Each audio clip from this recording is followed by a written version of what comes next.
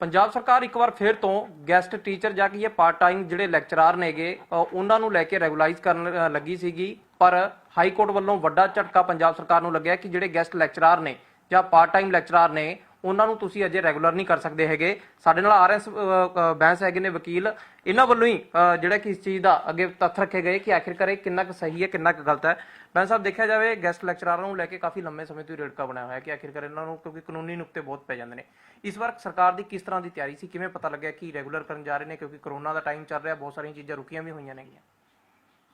ਅਸੀਂ ਤਾਂ ਇਹ ਸੋਚਦੇ ਸੀ ਕਿ ਪਿਛਲੇ 10 ਸਾਲ ਤੋਂ ਸਰਕਾਰ ਕੋਸ਼ਿਸ਼ ਕਰ ਰਹੀ ਹੈ ਕਿ ਇਹਨਾਂ ਕੱਚੇ ਲੈਕਚਰਾਂ ਨੂੰ ਪੱਕੇ ਕਰ ਦੇਈਏ। ਕਾਨੂੰਨ ਦੇ ਮੁਤਾਬਿਕ ਪੱਕੇ ਕਰ ਨਹੀਂ ਸਕਦੇ, ਕਿਉਂਕਿ ਕਾਨੂੰਨ ਦੇ ਮੁਤਾਬਿਕ ਤਾਂ ਪੰਜਾਬ ਪਬਲਿਕ ਸਰਵਿਸ ਕਮਿਸ਼ਨ ਦੀ ਹੀ ਬਣਦੀ ਹੈ ਪਰਵਿਊ। ਉਹ ਪਹਿਲਾਂ ਸਰਕਾਰ ਉਹਨਾਂ ਨੂੰ ਰਿਕੁਐਸ਼ਨ ਭੇਜੇਗੀ, ਫਿਰ ਉਹ ਐਡਵਰਟਾਈਜ਼ਮੈਂਟ ਕਰਨਗੇ, ਫਿਰ ਲੋਕ ਅਪਲਾਈ ਕਰਨਗੇ ਪੂਰੇ ਦੇਸ਼ ਤੇ ਫਿਰ ਉਹਨਾਂ ਦੀ ਸਿਲੈਕਸ਼ਨ ਹੋਏਗੀ ਤੇ ਫਿਰ ਅਪਾਇੰਟਮੈਂਟ ਇਸ਼ੂ ਹੋਏਗੀ। ਇਹ ਹੈ ਪ੍ਰੋਪਰ ਪ੍ਰੋਸੀਜਰ, ਇਹੀ ਰੂਲਸ ਕਹਿੰਦੇ ਨੇ। ਸਰਕਾਰ ਨੇ 2001 ਜਾਂ 2 ਦੇ 3 ਦੇ ਵਿੱਚ ਇਹਨਾਂ ਨੂੰ ਆਪਣੀ ਮਰਜ਼ੀ ਨਾਲ ਹੀ ਪ੍ਰਿੰਸੀਪਲ ਨੂੰ ਦੇਤੀ ਹਦਾਇਤ ਕਿ ਤੁਸੀਂ ਨਾ ਪੜ੍ਹਾਈ ਸਫਲ ਨਾ ਹੋਵੇ ਤਾਂ ਤੁਸੀਂ ਆਪਣੇ ਲੈਵਲ 'ਤੇ ਰਿਕਰੂਟ ਕਰ ਲਓ।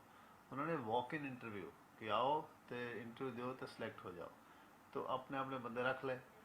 ਹੁਣ ਉਹ ਬੰਦਿਆਂ ਦਾ ਤੁਸੀਂ ਦੇਖੋ ਉਹਨਾਂ ਦੀ ਇਨਫਲੂਐਂਸ ਕਹਿ ਲਓ ਸਰਕਾਰ 'ਤੇ ਕਿੰਨਾ ਹੈ ਕਿ 2011 ਵਿੱਚ ਇਹਨਾਂ ਨੇ ਕੋਸ਼ਿਸ਼ ਕੀਤੀ ਕਿ ਸਾਨੂੰ ਪੱਕੇ ਕਰ ਦਿਓ, ਉਦੋਂ ਅਸੀਂ ਰਿਟ ਕੀਤੀ, ਉਹੀ ਰਿਟ ਚੱਲੀ ਜਾ ਰਹੀ ਹੈ। ਫਿਰ 2016 'ਚ ਇਹਨਾਂ ਨੇ ਕਾਨੂੰਨ ਹੀ ਬਣਾ ਲਿਆ ਕਿ ਅਸੀਂ ਕਰ ਸਕਦੇ ਹਾਂ। ਉਹ ਕਾਨੂੰਨ ਨੂੰ ਚੈਲੰਜ ਕੀਤਾ ਗਿਆ, ਉੱਥੇ ਮੰਨਣਾ ਪਿਆ ਸਰਕਾਰ ਨੂੰ ਕਿ ਕਾਨੂੰਨ ਸਾਨੂੰ ਅਸੀਂ ਵਾਪਸ ਲਵਾਂਗੇ ਅਤੇ ਕੋਈ ਨਵਾਂ ਕਾਨੂੰਨ ਬਣਾਵਾਂਗੇ ਜਿਹੜਾ ਸੰਵਿਧਾਨ ਦੇ ਇਨ ਅਕੋਰਡੈਂਸ ਵਿੱਚ ਹੋਏ। ਉਹ ਵੀ ਨਹੀਂ ਬਣਾਇਆ। ਹੁਣ ਲੋਕਡਾਊਨ ਦਾ ਇਹਨਾਂ ਨੇ ਬਹਾਨਾ ਮਾਰਿਆ ਕਿ ਹੁਣ ਸਾਰੇ ਲੋਕ ਚੁੱਪ ਹੈ, ਜੋ ਮਰਜ਼ੀ ਕਰ ਲਈਏ, ਜਿੱਦਾਂ ਬਾਕੀ ਮਨ ਮਰਜ਼ੀ ਕੀਤੀ ਹੈ। ਅਤੇ ਇਹਨਾਂ ਨੇ ਪ੍ਰਪੋਜ਼ਲ ਬਣਾਇਆ, ਕਮੇਟੀਆਂ ਗਠਿਤ ਕਰਤੀਆਂ, ਉਹਨਾਂ ਨੇ ਰਿਕਮੈਂਡੇਸ਼ਨ ਦੇ ਦਿੱਤੇ ਕਿ ਜੇ ਅਸੀਂ ਰਿਕਾਰਡ ਦੇਖ ਲਿਆ ਲੈਕਚਰ ਬਾਕਸ ਉਹਨਾਂ ਕੰਮ ਕਰ ਰਹੇ, ਇਹਨਾਂ ਨੂੰ ਬਣਾ ਦਿਓ, ਪੱਕੇ ਕਰ ਦਿਓ। ਉਹ ਸਾਰਾ ਗੱਲ ਹੋ ਗਿਆ ਸੀ। ਉਸ ਤੋਂ ਬਾਅਦ ਸਾਨੂੰ ਪਤਾ ਲੱਗਾ ਕਿਸੇ ਆਪ ਨੇ ਦੱਸਿਆ ਕਿ ਇਹ ਤਾਂ ਚਿੱਠੀਆਂ ਇਸ਼ੂ ਕਰਨ ਲੱਗੇ ਆ ਇਸ ਹਫ਼ਤੇ। ਉਸ ਵੇਲੇ ਫਿਰ ਅਸੀਂ ਦਰਖਾਸਤ ਪਾਈ, ਜਿਹੜੀ ਕੱਲ੍ਹ ਸੁਣੀ ਗਈ, ਸਰਕਾਰ ਨੂੰ ਨੋਟਿਸ ਹੋਇਆ। ਉਹਦੇ 'ਚ ਉਹਨਾਂ ਨੇ ਫਿਰ ਰੋਕ ਲਾ ਦਿੱਤੀ ਕਿ ਤੁਸੀਂ ਕਿਸੇ ਨੂੰ ਕੋਈ ਇੱਦਾਂ ਦਾ ਪੱਕੇ ਕਰਨ ਦਾ ਆਰਡਰ ਨਹੀਂ ਇਸ਼ੂ ਕਰੋਗੇ, ਚਾਹੇ ਕਾਨੂੰਨ ਹੈ ਜਾਂ ਨਹੀਂ ਹੈ। ਜਿਹੜਾ ਤੁਸੀਂ ਬਣਾਇਆ ਸੀ, ਜਿਹੜਾ ਕਿ ਆਲਰੇਡੀ ਅੰਡਰ ਚੈਲੰਜ ਦੂਜੀ ਰਿਟਾਂ 'ਚ ਪਿਆ। ਤਾਂ ਇਹਨਾਂ ਹਾਲਾਤਾਂ ਦੇ ਵਿੱਚ ਘੱਟੋ ਘੱਟ ਇੱਕ ਵਾਰੀ ਫਿਰ ਤੀਜੀ ਚੌਥੀ ਵਾਰੀ ਕੋਸ਼ਿਸ਼ ਕੀਤੀ ਹੈ ਪੰਜਾਬ ਸਰਕਾਰ ਨੇ। ਚਾਹੇ ਅਕਾਲੀ ਸਰਕਾਰ ਪਹਿਲਾਂ ਕੋਸ਼ਿਸ਼ ਕਰਦੀ ਸੀ, ਹੁਣ ਇਹ ਕਾਂਗਰਸ ਸਰਕਾਰ ਹੈ। ਪਰ ਜਿੱਥੇ ਇਹ ਮੈਨੂੰ ਲੱਗਦਾ ਬਿਲਕੁਲ ਭ੍ਰਿਸ਼ਟਾਚਾਰ ਦਾ ਮਾਮਲਾ ਹੈ। ਇਹ ਲੈਕਚਰ ਕਿਉਂਕਿ ਉਹਨਾਂ ਨੂੰ ਪਤਾ ਕਿ ਕੁਆਲੀਫਾਈਡ ਨਹੀਂ ਹੈ, ਰੈਗੂਲਰ ਸਿਲੈਕਸ਼ਨ ਜਿਹਨਾਂ ਨੇ ਬਾਹਰ ਜਾਣਾ ਪਰ 18 ਸਾਲ ਤੋਂ ਚੰਗੀਆਂ ਤਨਖਾਹਾਂ ਲੈ ਰਹੇ ਨੇ, ਕਿਉਂਕਿ ਇਹਨਾਂ ਨੂੰ ਸੁਪਰੀਮ ਕੋਰਟ ਨੇ ਮਿਨੀਮਮ ਪੇਸ਼ ਕੇ ਦਿੱਤਾ ਸੀ ਥੋੜ੍ਹੇ ਸਮੇਂ ਲਈ ਕਿ ਜਦ ਤੱਕ ਪੱਕੇ ਬੰਦੇ ਰੈਗੂਲਰ ਨਹੀਂ ਆਉਂਦੇ। ਉਹ ਛੋਟਾ ਜਿਹਾ ਲਕੂਨਾ ਯੂਜ਼ ਕਰਕੇ ਔਰ ਸਰਕਾਰ ਦੀ ਕਰਪਸ਼ਨ ਔਰ ਨੀਅਤ ਕਰਕੇ ਇਹ 18 ਸਾਲ ਤੱਕ ਪੂਰੀ ਤਨਖਾਹ ਲੈ ਰਹੇ ਨੇ ਔਰ ਉਹੀ ਇਹ ਸਾਰੇ ਪੈਸੇ ਇਕੱਠੇ ਕਰ ਲੈਂਦੇ ਨੇ। ਮੇਰੇ ਹਿਸਾਬ ਨਾਲ ਇਹ ਉੱਪਰ ਲੈਵਲ ਤੱਕ ਪੈਸੇ ਦੀ ਗੱਲ ਕਰਦੇ ਨੇ ਅਤੇ ਉਸ ਤਰ੍ਹਾਂ ਇਹ ਚਾਹੇ ਸਰਕਾਰੀ ਸਰਕਾਰ ਸੀ ਚਾਹੇ ਕਾਂਗਰਸ ਸਰਕਾਰ, ਹਰ ਸਰਕਾਰ ਨੂੰ ਇਨਫਲੂਐਂਸ ਕਰ ਦਿੰਦੇ। ਆ ਜਿਹੜੇ ਲੈਕਚਰਰ ਲੈਜਿਸਲੇਚਰ ਤੋਂ, ਪੰਜਾਬ ਅਸੈਂਬਲੀ ਤੋਂ ਹੀ ਕਾਨੂੰਨ ਵੀ ਬਣਵਾ ਸਕਦੇ ਨੇ। ਤੁਸੀਂ ਦੇਖ ਲਓ ਕਿ ਸਾਡੇ MLA ਦਾ ਵੀ ਕੀ ਲੈਵਲ ਹੋਏਗਾ, ਸਾਡੇ ਮਿਨਿਸਟਰ ਦਾ ਵੀ ਕੀ ਲੈਵਲ ਹੋਏਗਾ, ਅਤੇ ਸਾਡੇ IAS ਅਫਸਰਾਂ ਦਾ ਕੀ ਲੈਵਲ ਹੋਏਗਾ ਕਿ ਸਿੰਪਲ ਜਿਹਾ ਕਾਨੂੰਨ ਵੀ ਫੋਲੋ ਨਹੀਂ ਕਰ ਰਹੇ। ਕਿ ਘੱਟੋ ਘੱਟ ਤੁਸੀਂ ਰਿਕਰੂਟਮੈਂਟ ਤਾਂ ਕਰ ਦਿਓ, ਤੁਹਾਡੇ ਪੈਸਾ ਵੀ ਤਾਂ ਦੇ ਹੀ ਰਹੇ ਹੋ, ਤੁਸੀਂ ਅਨਕੁਆਲੀਫਾਈਡ ਨੂੰ ਦੇ ਰਹੇ ਹੋ, ਅਨਡਿਜ਼ਰਵਿੰਗ ਨੂੰ ਦੇ ਰਹੇ ਹੋ, ਉਹਨਾਂ ਨੂੰ ਦੇ ਰਹੇ ਹੋ ਜਿਨ੍ਹਾਂ ਨੇ ਕਦੀ ਸਿਲੈਕਸ਼ਨ ਫੇਸ ਨਹੀਂ ਕੀਤੀ।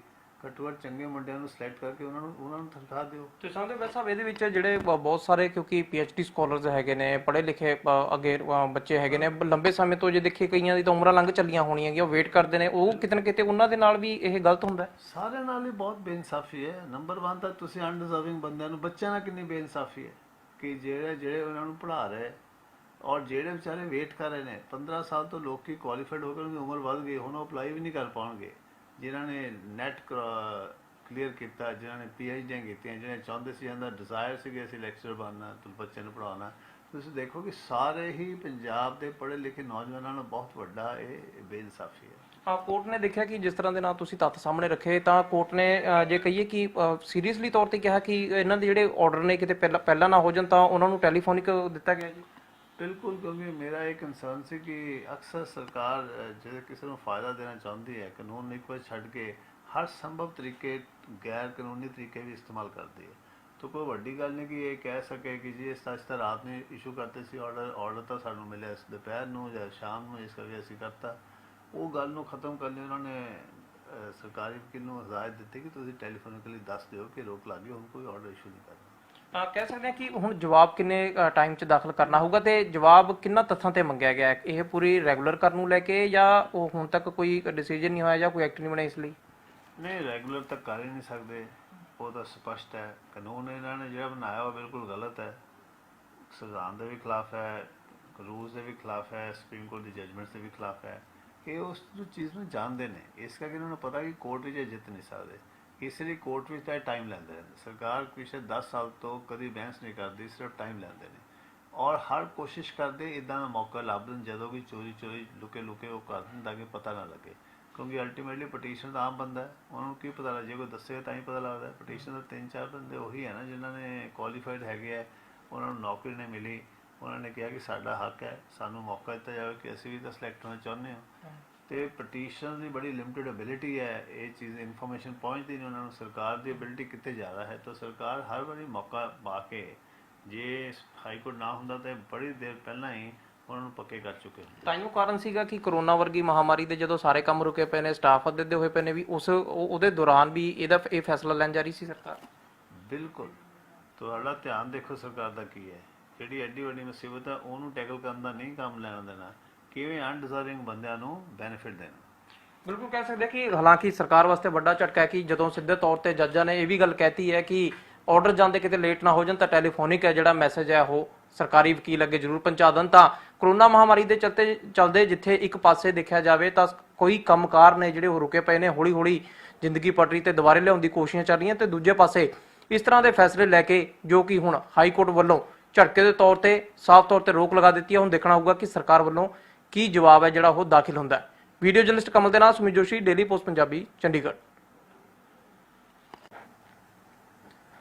ਪੰਜਾਬ ਸਰਕਾਰ ਇੱਕ ਵਾਰ ਫਿਰ ਤੋਂ ਗੈਸਟ ਟੀਚਰ ਜਾਂ ਕਿ ਇਹ ਪਾਰਟ ਟਾਈਮ ਜਿਹੜੇ ਲੈਕਚਰਾਰ ਨੇਗੇ ਉਹਨਾਂ ਨੂੰ ਲੈ ਕੇ ਰੈਗੂਲਾਈਜ਼ ਕਰਨ ਲੱਗੀ ਸੀਗੀ, ਪਰ ਹਾਈ ਕੋਰਟ ਵੱਲੋਂ ਵੱਡਾ ਝਟਕਾ ਪੰਜਾਬ ਸਰਕਾਰ ਨੂੰ ਲੱਗਿਆ ਕਿ ਜਿਹੜੇ ਗੈਸਟ ਲੈਕਚਰਾਰ ਨੇ ਜਾਂ ਪਾਰਟ ਟਾਈਮ ਲੈਕਚਰਾਰ ਨੇ ਉਹਨਾਂ ਨੂੰ ਤੁਸੀਂ ਅਜੇ ਰੈਗੂਲਰ ਨਹੀਂ ਕਰ ਸਕਦੇ ਹੈਗੇ। ਸਾਡੇ ਨਾਲ ਆਰਐਸ ਬੈਂਸ ਹੈਗੇ ਨੇ ਵਕੀਲ, ਇਹਨਾਂ ਵੱਲੋਂ ਹੀ ਜਿਹੜਾ ਕਿ ਇਸ ਚੀਜ਼ ਦਾ ਅੱਗੇ ਤੱਥ ਰੱਖੇ ਗਏ ਕਿ ਆਖਿਰਕਾਰ ਇਹ ਕਿੰਨਾ ਕੁ ਸਹੀ ਹੈ ਕਿੰਨਾ ਕੁ ਗਲਤ ਹੈ।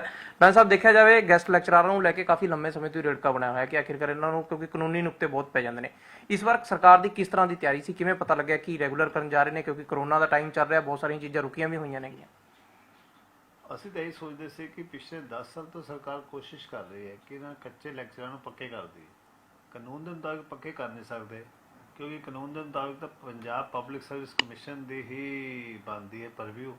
ਉਹ ਪਹਿਲਾਂ ਸਰਕਾਰ ਉਹਨਾਂ ਨੂੰ ਰਿਕੁਐਸ਼ਨ ਭੇਜੇਗੀ,